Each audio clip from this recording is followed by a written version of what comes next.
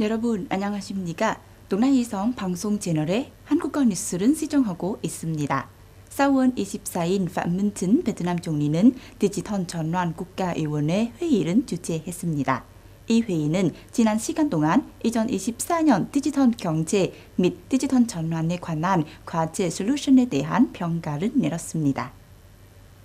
회의 개막식에서 phạm minh chính 베트남 총리는 2024년은 2021-2025 5개년 사회경제 발전 계획 시행 돌파하는 년이자 경제 성장과 경제 구조 전환은 촉진하고 전통적인 성장 동력은 효과적으로 활용하고 새로운 성장 동력은 촉진하는 데 초점은 맞춘 해라고 강조했습니다. 녹색 경제와 순환 경제, 디지털 경제 개발 및 국가 디지털 전환 촉진 등이 포함됩니다. 운영위원회는 정보통신산업 경제 부문 디지털화, 디지털 관리, 사회 경제적 개발에 중요한 원동력이라는 주제로 국가 디지털의 핵심은 정한 2024년 운영계획은 발표했습니다.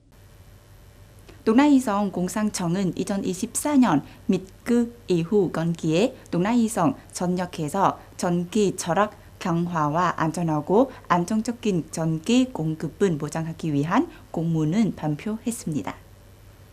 공문에서 공상청은 각 부서, 무문, 현급이민위원회, 사업 행정기관, 동아이 전력 한인 유한책임회사가 2023-2025년 기간과 향후 전력 절약 강화에 대한 성이민위원회의 계획 또한 전력 사용 해결책은 계획하고 강화를 엄격하게 시행한 것은 제안했습니다. 이는 안정적인 전력 공급을 보장하기 위한 것입니다. 동아이 전력 한인 유한책임회사는 발생한 수위는 이상하고 극단적인 사건에 대응하는 유연한 전력 공급 운영 계획은 수립하도록 관련 부서와 협력하고 주재했습니다. 동아이 전력계 한인 유한책임 회사는 2024년 건기 성수기에 전력 시스템에 대한 대비를 보장하기 위해 이 지역의 기상 상황과 수력 반전 저수지의 운영 상황은 따라야 합니다. 전기 유통 및 소매 인프라 사업 기관은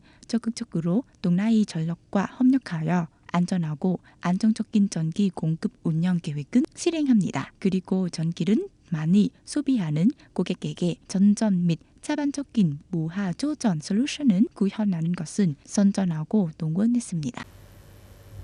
호치민시 교육훈련청은 방금 2024년 신학년 시험 인정의 세부 계획을 발표했습니다. 따라서 시험은 6월 6일부터 7일까지 이틀에 견져 진행된 것입니다. 올해 지원자는 문학, 수학, 제인, 외국어를 포함한 3가지 에세이 시험은 치러야 합니다.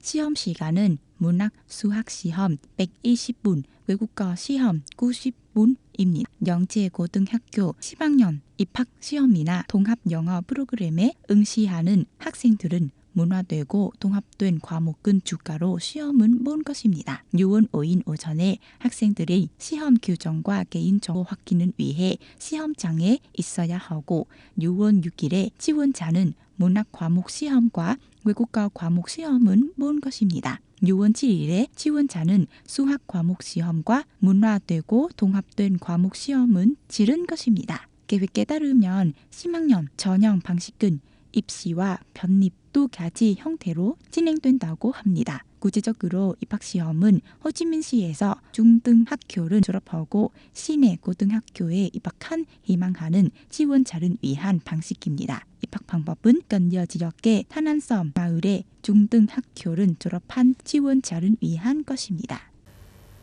토니 블링컨 미국 국무장관은 4월 24일에 올해 2번째로 중국을 방문했습니다.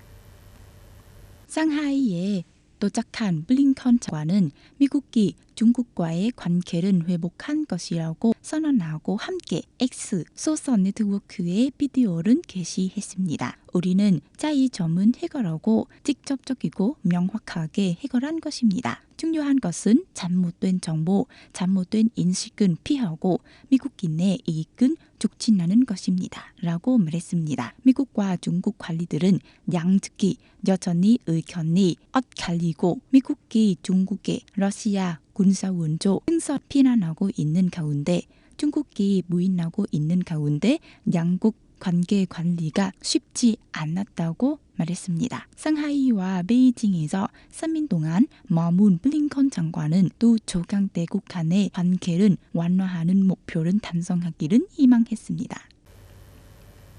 팔레스타인은 지지하는 시위의 문결은 미국계 대학과 전문대학에 계속 이어지고 있습니다. 일부 시위가 폭력 중도로 변했습니다.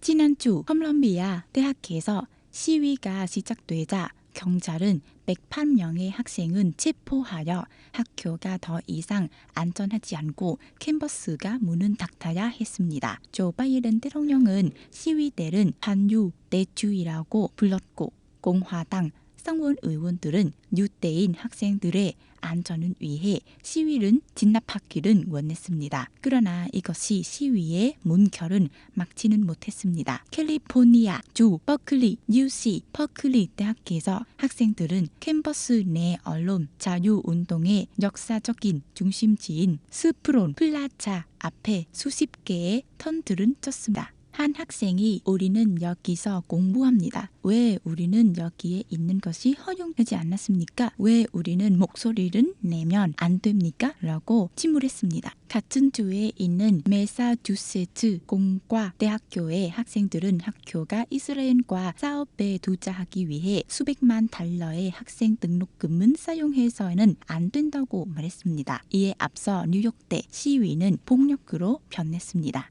뉴욕시장 엘릭 아담에 따르면 일부 문자들은 시위를 이용하여 학생들은 선동했다고 합니다. 그는 나는 폭동을 일으키기 위해 학생들의 시위를 이용하여는 몇몇 사람들이 있다고 믿습니다. 우리는 그들은 잦은 것입니다. 라고 말했습니다. 동아이성 라디오와 텔레비전 방송국의 방송 채널에 한국어 뉴스를 시청해 주신 시청자 여러분께 감사드립니다. 안녕히 계시고 다음에 뵙겠습니다.